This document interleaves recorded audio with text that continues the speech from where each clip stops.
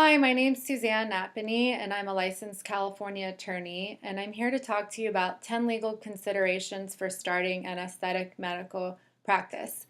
And I created this presentation for the Los Angeles Multi-Specialty Cosmetic Academy, which was in March, and I wanted to record a version to put online for not just those in aesthetic medicine, but also in other areas. And then there's also going to be some important tips that are useful for just startups in general and other businesses. So I'll try to make a note to point out when things might be relevant to your business. I'm with Sullivan Wynn, that's my own law firm. I'm also of counsel to Alliant, which is an international law firm. And I'm of counsel to Marino Yebri, which does litigation. I'm also general counsel to Beverly Hills Rejuvenation Center. And I have my own startup, Law Take, which this video will appear on, as well as YouTube. And I also am working with some doctors on a patent pending medical device. I am here today to talk about, like I said, the 10 legal considerations for starting medical practice. And I just wanted to give you an overview of some of the things that I'm going to talk about. So first, I wanted to mention that I've done some other relevant speaking engagements that I thought you should know about, and also written some publications that are available online. There's one that's called Obtain Patient Permission Before Using Video. That one is useful because doctors have to worry about privacy rules for their patients. And then there's also the typical entertainment contract. That's a release that you need to have in place when you're going to be recording somebody. There's also protecting patients' data when using mobile phones. There's all sorts of rules that regulate how you can use protected health information when you're communicating. So I give a bunch of bullets on ways to protect patient information. I was a guest speaker at WeWork. We did business law seminars, startup law, and then what to do if you have a dispute, which this presentation will cover as well. Then we did a forum on crisis management, and then I also was able to talk about how to connect with millennials because I do have my own business as well. And now I'm going to give an overview of the presentation. And so first I'm going to talk about Startup 101, then I'm going to talk about practice issues, then supervision issues, compensation, contracts 101, intellectual property, marketing legal issues, how to avoid disputes, insurance, and finally patient abandonment issues. And then I'm going to abandon you at the end of this presentation. So first, the disclaimer is that this does not constitute legal advice. It's for informational purposes only. And then since I watched a bunch of doctors do presentations at the Los Angeles Cosmetic Multi-Specialty Academy meeting, and I saw all their presentations, they all had disclosures and conflicts of interest, I figured I should do it for mine. So my disclosure is that I am general counsel for Beverly Hills Rejuvenation Center, as I already said, and I'm also a practicing attorney. And so this is for, like I said, information. It doesn't come from my clients. And then also my aunt actually developed Botox for Allergan, Dr. Judy Leon. She's actually my mom's cousin, but we call her Aunt Judy. And I'm working with doctors on a medical device that's in the feminine hygiene industry, and it's a patent pending consumer product. So those are my disclosures, and now without further ado, we will get to the actual presentation. So startup issues. First thing is that you need to think about which type of entity are you going to form. Is it going to be a professional medical corporation? If you're in California, you can't do a PLLC, that's a professional limited liability company. In other states you can. Lawyers can't do that either. So my firm is a professional corporation. You can be a solo or a partnership, but obviously, as an attorney, that doesn't limit your liability, so I wouldn't suggest that. It is more expensive to incorporate, but you have to look at how much you're protecting and then decide that it's more worthwhile to probably limit that liability. Then you can also do franchising. Beverly Hills Rejuvenation Center offers franchising arrangements where you mostly can focus on your practice and you get all the business information and techniques and practices and licenses that you can implement that maybe makes your practice easier. Then think about your corporate filings. What do you need to file with the state? What you need to set up a registered agent? What contracts do you need to have in place with your business partner? Maybe you need a shareholders agreement, you need bylaws. And then obviously taxes, looking to see what taxes you need to pay. and which state entities you need to register with. And then permits. You may have your license to practice medicine, but maybe you need a seller's permit because you're doing retail sales, or maybe you are offering cosmetology services with your aesthetic practice, so that means that you may need the cosmetology permit.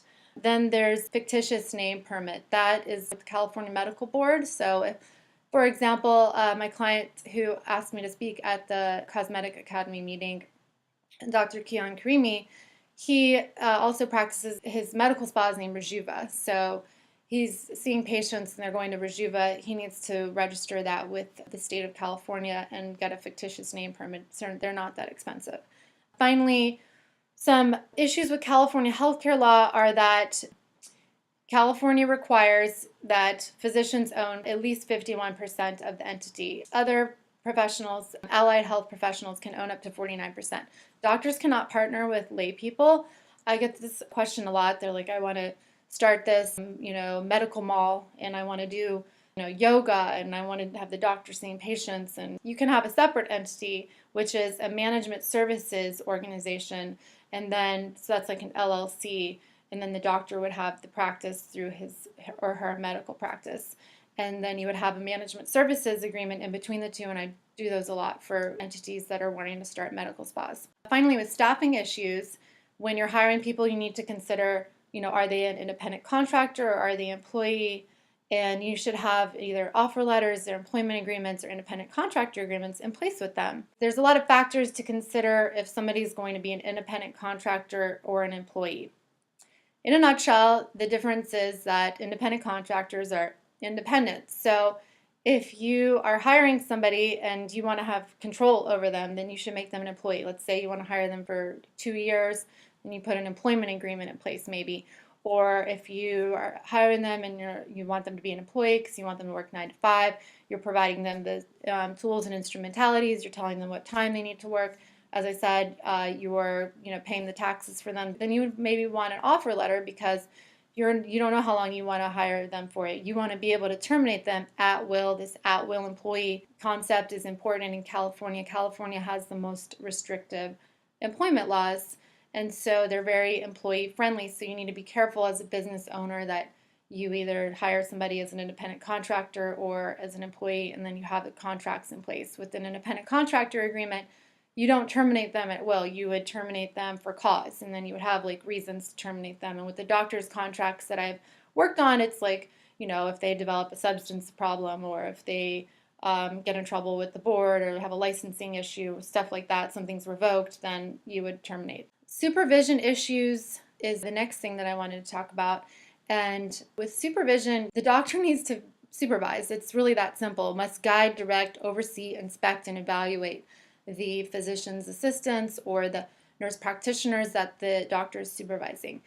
And I'm going to refer to this story. It's like a 100-page case that the medical board issued as far as their opinion on Dr. Garrison.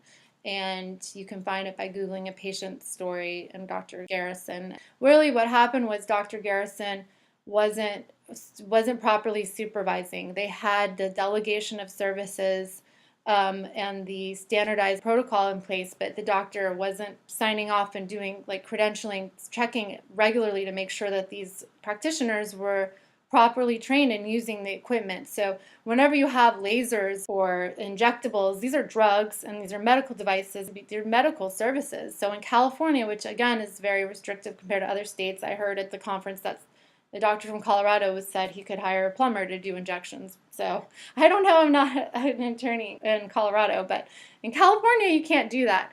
And so there are some factors to make sure that your standardized treatment and procedures are proper, and I've given a bunch of points for that to consider. Now I'm going to talk about compensation issues. And with doctors, you have to be careful about fee splitting. There's federal and state law in California.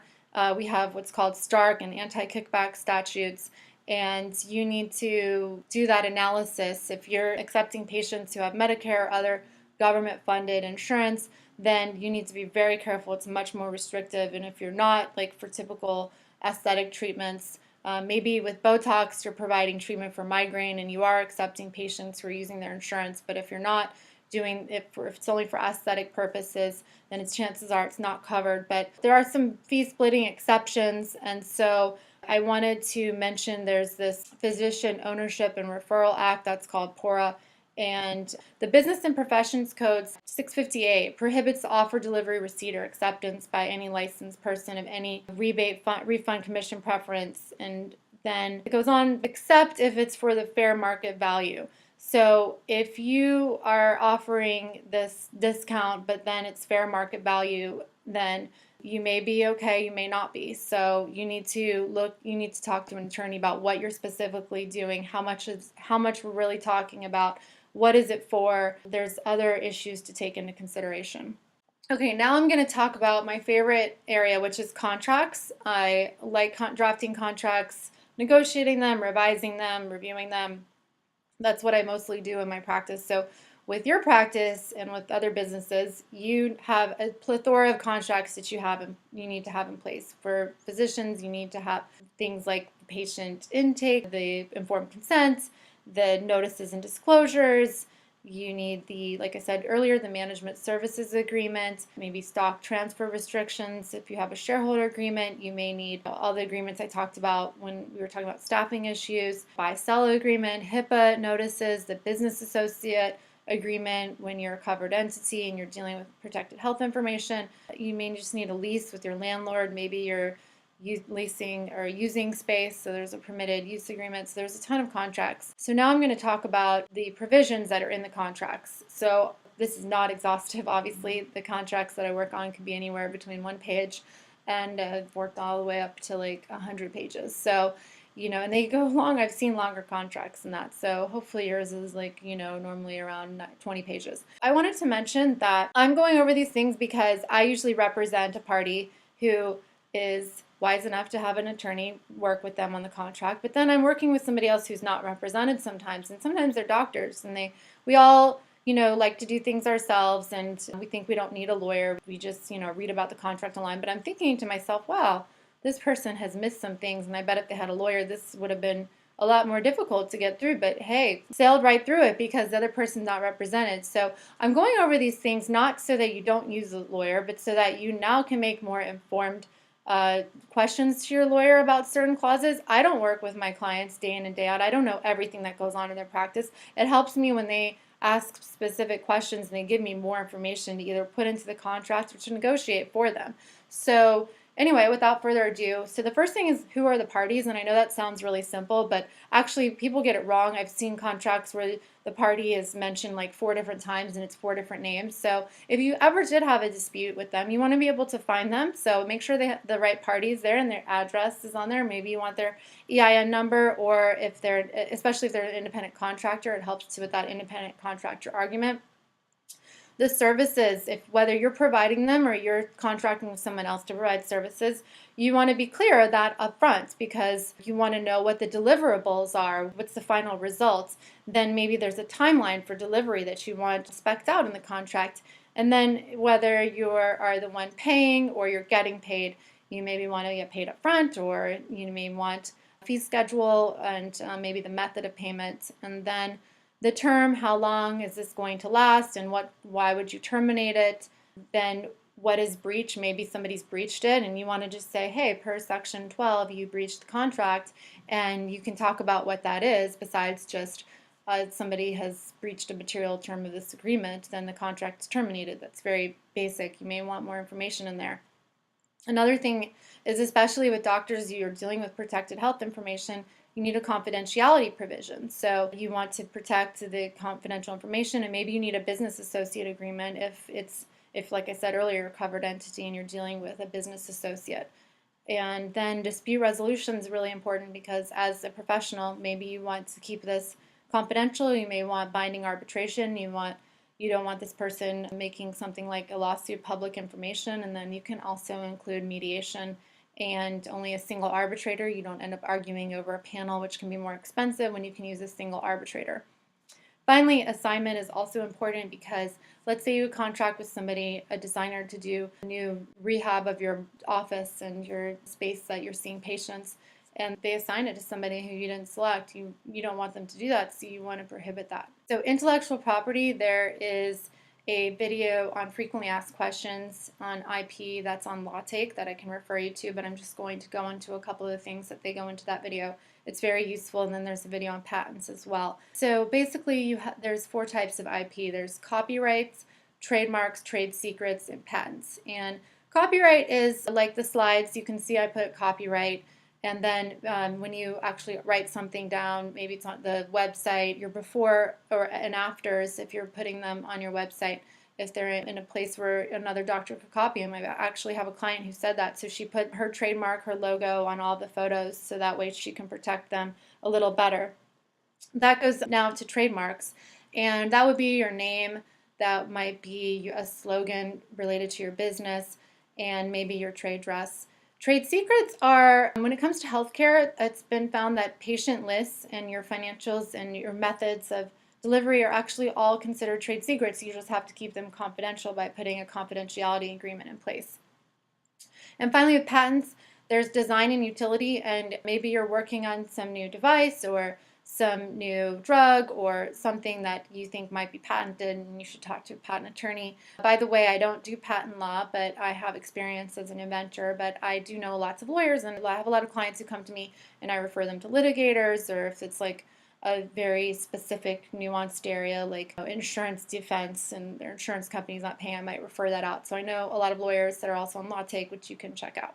Other considerations with IP are, like I already mentioned, the confidentiality, keeping these things, especially patents and trade secrets, confidential, and then licensing issues. Maybe you want to, if you're doing the franchising, then you would have a licensing agreement because you're licensing these things out to somebody else to use. So now marketing and advertising legal issues. So with medical practices, you need to make sure that nothing on your website and nothing that you say to potential patients is false or misleading, and no bait and switching.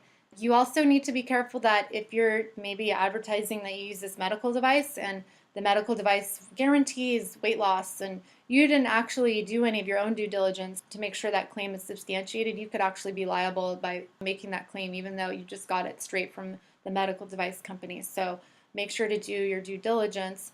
And then careful with testimonials and endorsements. You have the FTC that regulates this area, and then there's also state law rules. And one of them is that the MD's name has to be on the ad, and lawyers have similar rules with this, so we have to be also very careful of soliciting. With the FDA, you have to be careful of the claims that you make, that you're not making this prevents disease when it's not been validated by the FDA. And then also, when you're using models and actors, you need to make sure that you have their consent, which is in my video and my article about using videos with patients. Then finally, people ask me at the conference about Groupon issues, and now I believe that Groupon and Living Social does a paid monthly subscription for businesses, especially physicians, so that way you're not paying them based on a certain fee per patient, which is prohibited. It's a marketing fee. So you can split fees or pay marketing fees. It has to be based on fair market value, not a percentage of each patient or amount per each patient that's referred to you. And so make sure to have the proper disclaimer on your websites and in your advertisements. So next I'm going to talk about how to avoid disputes. And there's 2 ways. There's legally and then there's contractually. And I wanted to mention that I have Michael Cohen up here because he was the first healthcare lawyer that I went to work for after law school. And a lot of the doctors in their presentations were talking about their mentors. So he's still my senior counsel, and I go to him. He's been practicing law for twice as long as me. And he doesn't deal with disputes. He refers them out. His focus is transactional. But my main thing on avoiding disputes is prevention. I very much was into preventive medicine when I was in all the time, present and in the past. But the way to prevent disputes is with contracts. You talk about what your expectations of each other. Without a contract, you're more likely to have a dispute. And then you want to have the proper disclosure, like I mentioned, and informed consent. I wanted to mention the calendar reminders because this happened with a client where they signed a big contract with a marketing company that was going to cost tens of thousands of dollars per year to pay them to market, and then they were supposed to terminate by a certain date, which was obviously almost a year later, and they did not put that in their calendar. So they weren't happy with the marketing services, but that they did not terminate within the time before the final date to do that. And so what happened was they were served with a notice to arbitrate. And so they needed me to help them get out of that. And so the problem was they had signed this contract that I had never reviewed that had this very rigid, very marketing company friendly provisions that I basically had to settle to get out of it for them. So in order for that to not happen to you, I would suggest just make sure to use Outlook if you have, especially the person signing the contract should have made note of that. That's why you have a lawyer who would basically, all bold